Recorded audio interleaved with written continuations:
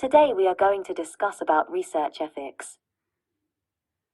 Whether you are writing a dissertation or research paper, drafting final thesis, or you are writing research articles, fortunately, there are some basic rules and ethics you can follow to ensure your thesis or articles.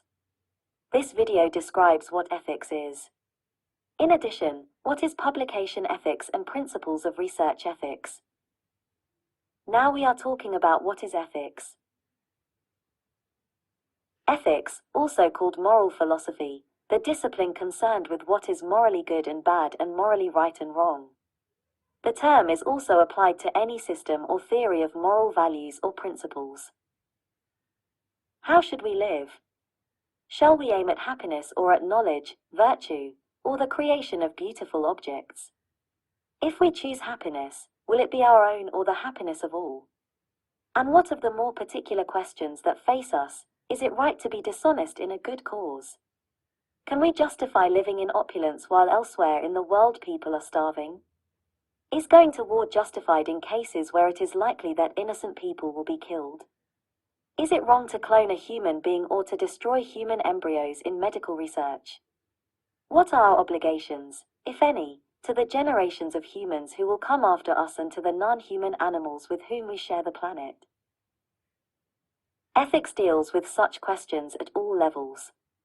Its subject consists of the fundamental issues of practical decision-making, and its major concerns include the nature of ultimate value and the standards by which human actions can be judged right or wrong. The terms ethics and morality are closely related. It is now common to refer to ethical judgments or to ethical principles where it once would have been more accurate to speak of moral judgments or moral principles. These applications are an extension of the meaning of ethics. In earlier usage, the term referred not to morality itself but to the field of study, or branch of inquiry, that has morality as its subject matter. In this sense, ethics is equivalent to moral philosophy. Although ethics has always been viewed as a branch of philosophy, its all-embracing practical nature links it with many other areas of study, including anthropology, biology, economics, history, politics, sociology, and theology.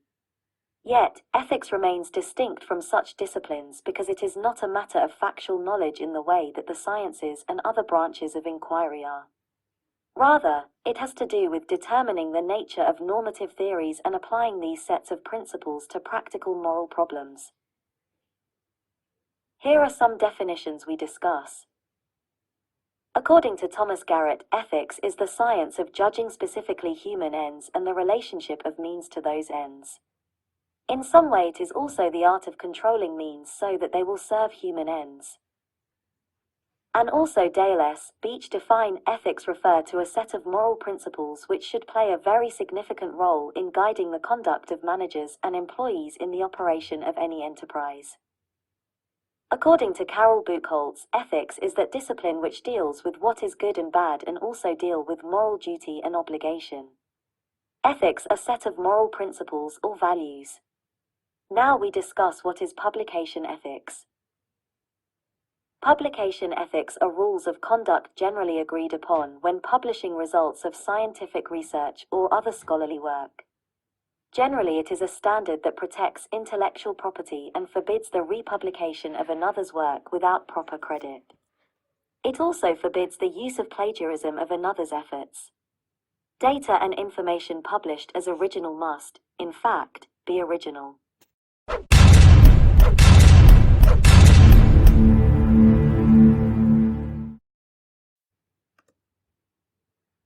Now we discuss here some principles of research ethics.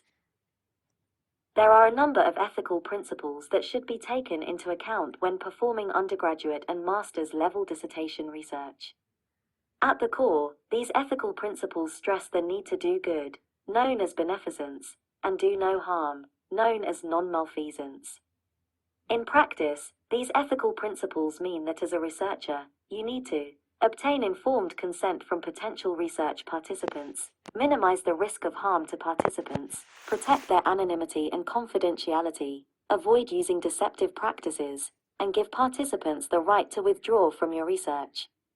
This article discusses these 5 ethical principles and their practical implications when carrying out dissertation research.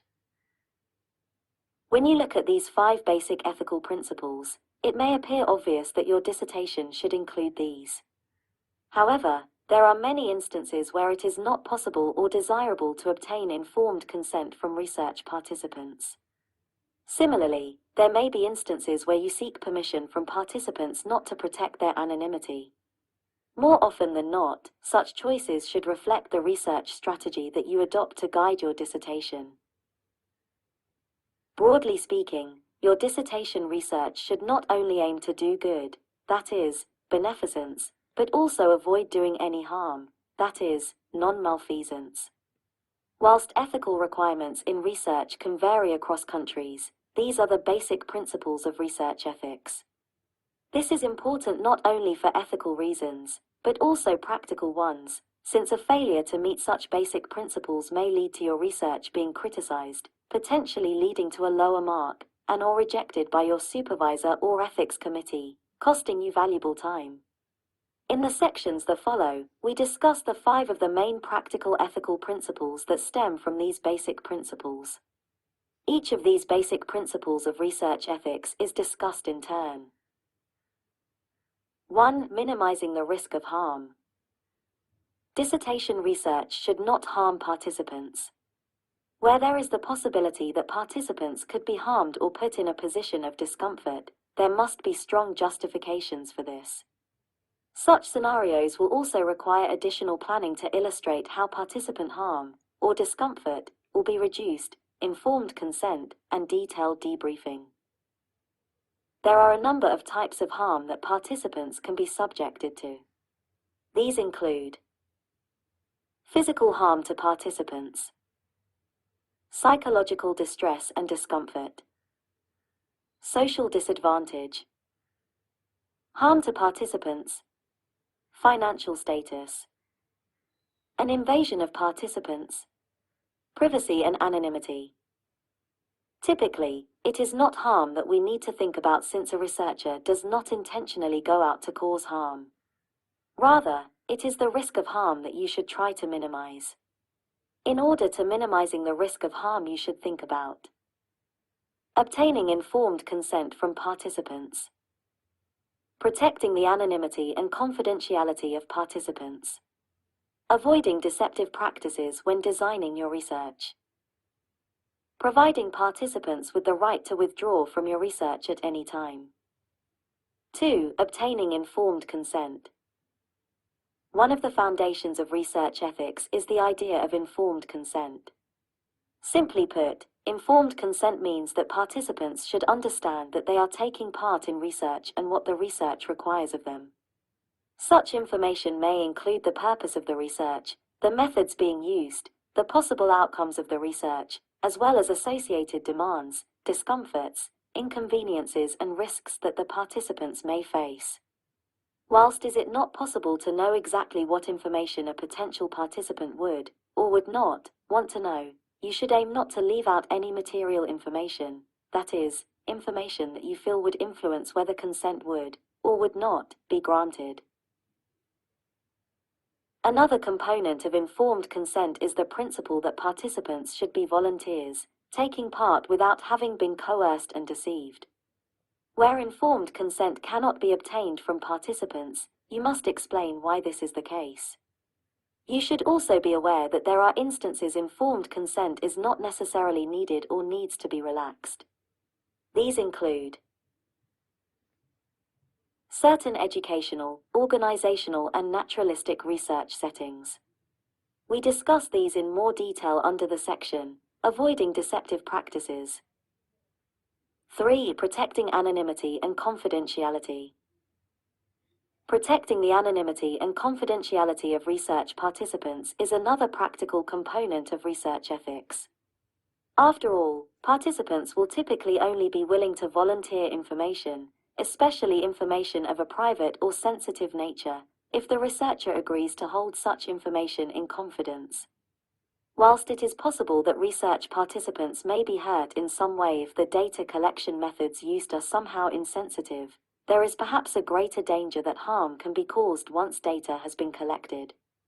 This occurs when data is not treated confidentially, whether in terms of the storage of data, its analysis, or during the publication process, that is, when submitting your dissertation to be marked. However, this does not mean that all data collected from research participants needs to be kept confidential or anonymous. It may be possible to disclose the identity and views of individuals at various stages of the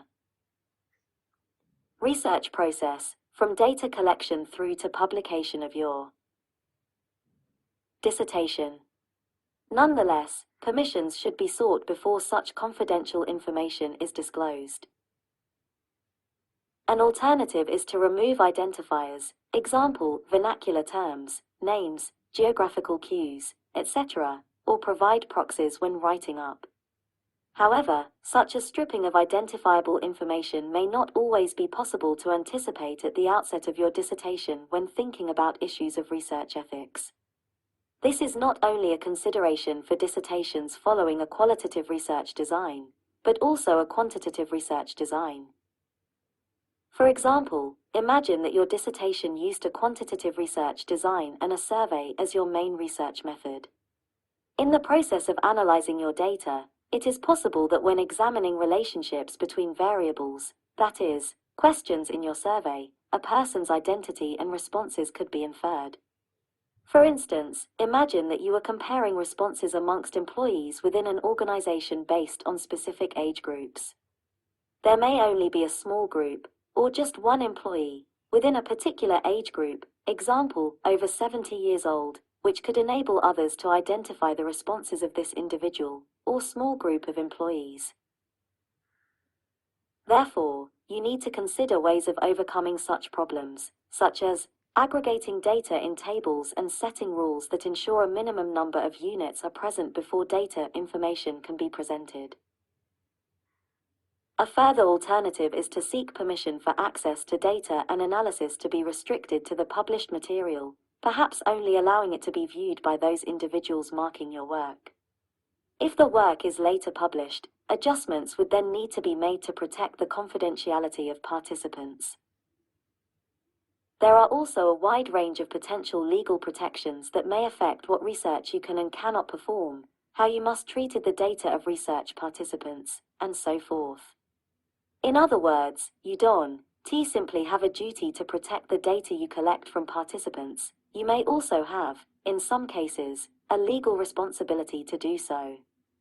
Since this varies from country to country, you should ask your dissertation supervisor or ethics committee for advice, or a legal professional. For avoiding deceptive practices. At first sight, deceptive practices fly in the face of informed consent.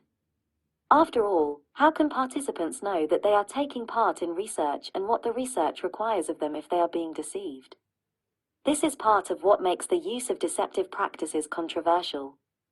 For this reason, in most circumstances, dissertation research should avoid any kinds of deceptive practices. However, this is not always the case. Deception is sometimes a necessary component of covert research, which can be justified in some cases. Covert research reflects research where the identity of the observer and/or the purpose of the research is not known to participants. Cases where you may choose to engage in covert research may include instances where it is not feasible to let everyone in a particular research setting know what you are doing. Overt observation or knowledge of the purpose of the research may alter the particular phenomenon that is being studied. Let's take each of these in turn. It is not feasible to let everyone in a particular research setting know what you are doing.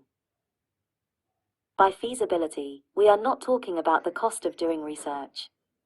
Instead, we mean that it is not practically possible to let everyone in a particular research setting know what you are doing. This is most likely to be the case where research involves observation, rather than direct contact with participants. Especially in a public or online setting. There are a number of obvious instances where this may be the case. Observing what users are doing in an internet chat room. Observing individuals going about their business, Example, shopping, going to work, etc. Clearly, in these cases, where individuals are coming and going, it may simply be impossible to let everyone know what you are doing. You may not be intentionally trying to engage in deceptive practices, but clearly participants are not giving you their informed consent. Overt observation or knowledge of the purpose of the research may alter the particular phenomenon that is being studied. Where observations or a participant's knowledge of the true purpose of the research have the potential to alter the particular phenomenon that you are interested in, this is a major concern in terms of the quality of your findings. Therefore, when you think about whether to engage in covert research and possibly deceptive practices, you should think about the extent to which this could be beneficial in your dissertation, not research in general, that is, everything from the research paradigm that guides your dissertation through to the data analysis techniques you choose affect issues of research ethics in your dissertation. Imagine some of the following scenarios where covert research may be considered justifiable. Scenario A. You are conducting a piece of research looking at prejudice. Whilst participants are given a questionnaire to complete that measures their prejudice, it is not obvious from the questions that this is the case. Furthermore, participants are not told that the research is about prejudice because it is felt that this could alter their responses. After all, few people would be happy if other people thought they were prejudiced. As a result, if participants knew that this is the purpose of the study, they may well provide responses that they think will make them appear less prejudiced. Scenario B. You are interested in understanding the organizational culture in a single firm. You feel that observation would be an appropriate research method in such a naturalistic setting. However, you feel that if employees knew that you were monitoring them, they may behave in a different way. Therefore, you may have received permission to go undercover or provide a story to explain why you are there, which is not the truth. Whilst such covert research and deceptive practices, especially where used intentionally, can be viewed as controversial, it can be argued that they have a place in research. 5. Providing the right to withdraw. With the exception of those instances of covert observation where it is not feasible to let everyone that is being observed know what you are doing, research participants should always have the right to withdraw from the research process. Furthermore, participants should have the right to withdraw at any stage in the research process. When a participant chooses to withdraw from the research process, they should not be pressured or coerced in any way to try and stop them from withdrawing. If your supervisor and/or ethics committee expect you to complete an ethics consent form, it is likely that you will have to let participants know that they have the right to withdraw at any time.